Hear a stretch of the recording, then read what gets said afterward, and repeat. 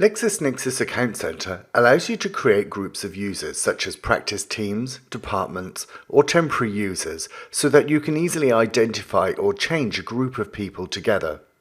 To create a group, click on the Users side tab and then select the Groups tab. Click on the blue Add Group button. You can create groups first, then assign users to those groups afterwards.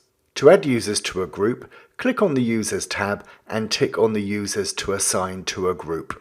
Next, click on the Add to Group button. Finally, select the group to add the users to. Most Lexis Advanced customers provide access to all subscriptions to all their users. However, you can assign different product authorizations to different groups.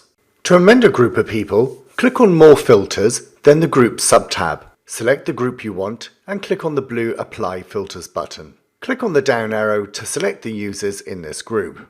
Choose users that match your current filters or Users on this page options. You can change the status of a group of users. You can add or remove the subscriptions or functionalities that group can use.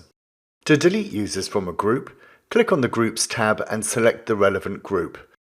Then click on the crosses to remove users from the group.